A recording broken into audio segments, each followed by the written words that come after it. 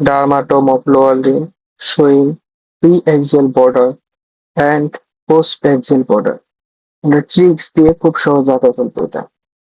তো আমরা আঁকানোর আগে আরেকটা কথা বলবো, এই লোয়ার লিম্ব কি দিয়ে সাপ্লাই পাবে? লাম্বো স্যাক্রাল প্লেক্সাস থেকে, মানে L1 থেকে S4 পর্যন্ত। ঠিক আছে, এবার হচ্ছে আমরা রাইট পাশের লেগ সেটা আঁকবো। সেটার প্রথম হচ্ছে ফ্রন্ট ভিউ আঁকাই। এই এখানে হচ্ছে নি, এই হিল দেখাবো, great, second, third, fourth, fifth নখ দিয়ে দিব। ঠিক আছে, এবার নি পর্যন্ত আমরা তিনটা রাখতাম, ব্যাক দুই, নিচ থেকে উপর পর্যন্ত তিন। এবার হচ্ছে এখান থেকে আমরা গ্রেড টো পর্যন্ত একটা দাগ টানবো, লিটিল টো থেকে এই সাইড দিয়ে দাগ টানবো। মানে একটা সেগমেন্ট গ্রেড টোকে কভার করবে, একটা সেগমেন্ট লিটিল টোকে কভার করবে, আর একটা সেগমেন্ট বাকি তিনটা টোকে কভার করবে। এটাই ফেলি, এই তো, এই এই এর উপর থেকে দেই L1, L2, L3, L4 টা কোন পাশে দিব, এখানে নাকি এখানে? আমরা মিডিয়াল টু ল্যাটারাল যাবো, এটা যেহেতু গ্রেড টো হচ্ছে medial to lateral, L4, L5 আর S1। ফাইনালি প্রি এক্সাল বর্ডারটা আনবো, এখান থেকে L3 হয়ে L4 এর সাইড দিয়ে গ্রেড টোতে এসে শেষ হবে। ওকে, যেহেতু লোয়ার লিম্ব আমাদের মিডিয়ালি রোটেশন করে, এই জন্য প্রি এক্সাল বর্ডারটা গ্রেড টোর দিকে মিডিয়ালি। এবার হচ্ছে ব্যাক ভিউ আঁকাবো।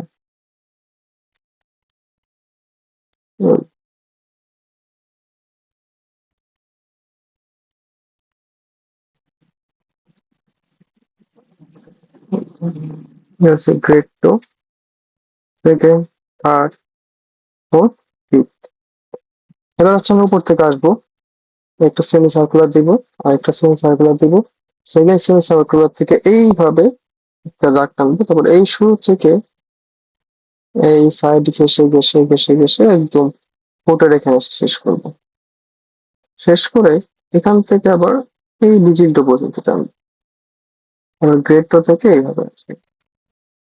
এবার এই জিনিসটাকে দুই ভাগে ভাগ করে দেবো, নিয়ে নিচ্ছে। এবার এখান থেকে একটা দাগ টানবো, এখান থেকে এনে সে জয়েন করে দিলাম,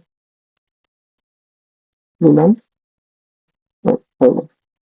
এবার আমরা নিচ থেকে আঁকাই, এই এটার এক্সপেক্টে মিরর ভিউ হিসেবে আঁকাবো just L4, L5, S1।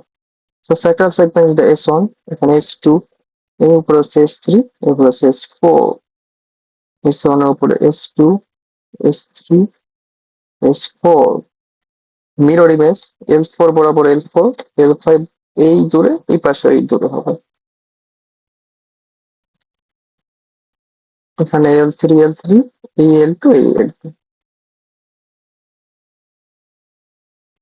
Finally post axial border sector segment দিয়ে এইভাবে আমরা যাব, যে লিটিল টোতে শেষ করি, শেষ।